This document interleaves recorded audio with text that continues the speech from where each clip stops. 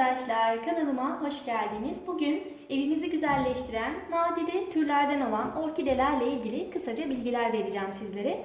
Orkideler görüntüsüyle gerçekten muhteşem ama bu şekilde gördüğünüz gibi dalları kuruduğunda normal çiçeklerden pek de farkı kalmıyor, sadece yaprakları kaldığında. Normalde orkideler yaklaşık 6 ay kadar en azından çiçekli kalabilirler.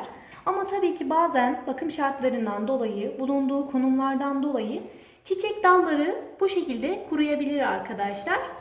Normalde biz isteriz ki her zaman tabii ki çiçekli kalsın ama böyle dalları kuruduğunda maalesef artık bu dal için yapacak bir şey kalmıyor. Ve herkes şöyle düşünüyor, orkidenin dalı kuruduğunda tekrar acaba dal vermeyecek mi diye düşünüyor.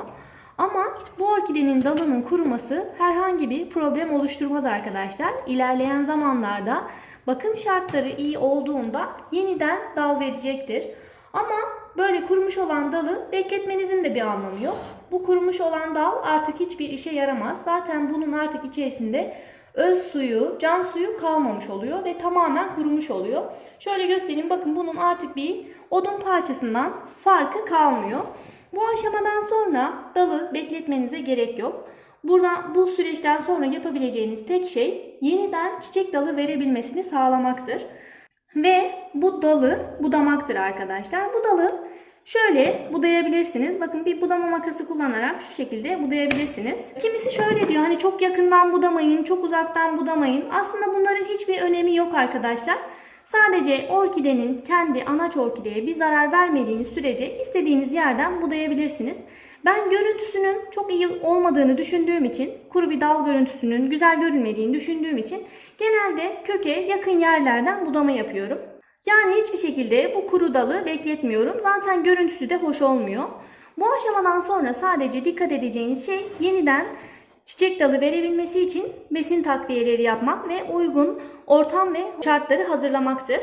Uygun ortam ve şartlarda ne olacak arkadaşlar? Özellikle sıcaklık önemli. Yaklaşık 15 ila 25 derece aralığında olan sıcaklıklarda orkideler tekrar dal verirler, çiçek dalı verirler.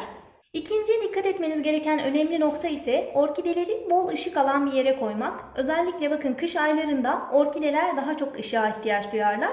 O yüzden kış aylarında güneş çok fazla zarar vermez. Ama tabii ki sıcak bölgelerde güneş yakıcı olabilir. Yine sıcak bölgelerde yaşayan insanlar bu konuya biraz daha dikkatli davranabilirler. Şunu da göstereyim hemen, bakın bunu daha önceden budamış olduğum. Bakın şuradan dalını budamıştım. Daha sonra hemen gördüğünüz gibi buradan yeni bir dal veriyor. Budadıktan sonra dediğim gibi orkidenizin sağlığı yerindeyse ve bulunduğu ortamın koşulları uygunsa kesinlikle en kısa süre içerisinde tekrardan çiçek dalı verecektir. Bakın köklerin de sağlıklı olması önemli. Orkidenin kökleri sağlıklı değilse hemen çiçek dalı tekrardan oluşturmayabilir. O yüzden köklerinin sağlıklı olması, kendinin canlı ve sağlıklı olması önemli. Eğer orkideniz sağlıklıysa zaten kendiliğinden en kısa süre içerisinde diğer dal kurumadan bile tekrardan çiçek dalı verebilir. Benim bu şekilde aynı anda 2-3 tane çiçek dalı veren orkidelerim de oldu. Şunu da göstermek istiyorum sizlere. Bakın bu da daha önceden budamış olduğum orkidem. Bunu geçenlerde budadım. Bakın bunun da dalı hala sağlıklı, kurumamış ama yine de budadım. Bunu neden buduyoruz peki? Bunu da kısaca anlatmak istiyorum sizlere. Bakın şöyle göstereyim. Bu üst kısımdan itibaren çiçekler daha önceden açmıştı ve çiçekleri artık döküldü. Şuradan itibaren bakın çiçek dalları, artık çiçek çıkan yerleri boş. Ve şuradan itibaren de bakın bu alt kısımlardaki boğum yerlerinde tekrardan çiçek açma ihtimali var. İsterseniz bunu şu kısımdan itibaren budayabilirsiniz. Budamasanız da kendiliğinden bazen yine çiçek dalı oluşabilir ama ben budamanızı tavsiye ederim. Çünkü budadıktan sonra çok daha hızlı bir şekilde çiçek dalı veya keiki yani yavru orkide elde edebilirsiniz. Hemen nasıl budayacağınızı da göstermek istiyorum. Bakın bir tane bıçak yardımıyla gördüğünüz gibi, dediğim gibi şu gözün alt kısmından itibaren şöyle koparıyoruz.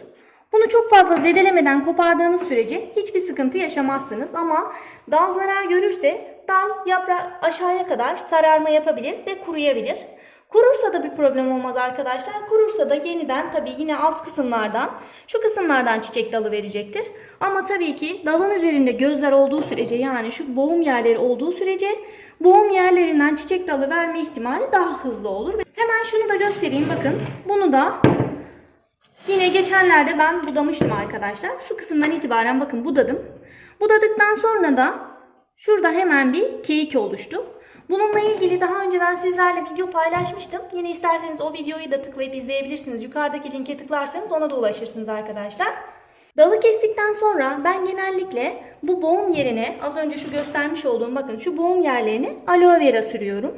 Size de aloe vera sürmenizi tavsiye ederim. Vazelin veya aloe vera, özellikle aloe verayı tavsiye ederim. Çünkü aloe verada sitokinin hormonu var ve hormon gerçekten daha hızlı bir şekilde yavru oluşmasını veya çiçek dalı oluşmasını sağlıyor. Ben bunu çok fazla denedim ve çok fazla keki ve çiçek dalı oluşturdum. Özellikle sizlere de uygulamanızı tavsiye ederim. Bakın burada hemen bir kekim oluştu. Şimdi aynı işlemi buna da uygulayacağım. Dalı kestikten sonra şu boğum yerlerine aloe vera uygulayarak bunlardan çiçek dalı elde etmeyi sağlayacağım arkadaşlar. Bazı orkidelerde bu şekilde yavru orkide yani keki oluşurken bazılarında sadece çiçek dalı da oluşabilir. Bu tamamen ortamın şartlarına bağlı ve orkidenizin kendi yapısına, sağlığına, türüne bağlı arkadaşlar. Ama kesinlikle ya çiçek dalı veya yavru orkide oluşturabilirsiniz. Bazen de bakın şu şekilde, şunu göstereyim hemen. Bu orkidemin gördüğünüz gibi hem şuradan bir dal vardı, çiçek dalı, ama ben bunu kesmedim çünkü henüz uç kısımlarına doğru çiçek oluşmaya devam ediyor. Şundan da göstereyim. Bakın uç kısımlarına doğru tomurcuk vermeye devam ediyor. Tomurcuk vermeye devam ettiği için ben bunu kesmedim. Oldukça sağlıklı ve iyi bir orkide olduğu için de bakın aynı anda hemen aynı yerden bir çiçek dalı daha oluştu gördüğünüz gibi. Yine buna da aloe vera uygulamıştım arkadaşlar. Sizlere de özellikle bakın sağlıklıysa bitkileriniz kesinlikle çiçek dalı ve keiki oluşturabilirsiniz. Ama dediğim gibi orkidelerinizin sağlıklı olması önemli. Orkidelerinizin daha güçlü ve sağlıklı olması için de besin takviyeleri yapabilirsiniz arkadaşlar.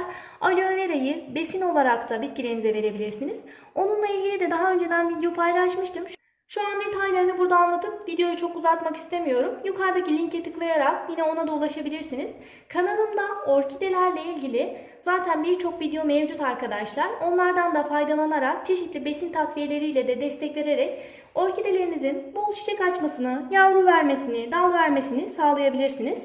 Bugünkü videonun da sonuna geldik arkadaşlar. Beril'in Hünerleri YouTube kanalımda çiçek ve bahçe bakımı konusunda yeni videolarda görüşmek üzere. Şimdilik hoşça kalın arkadaşlar.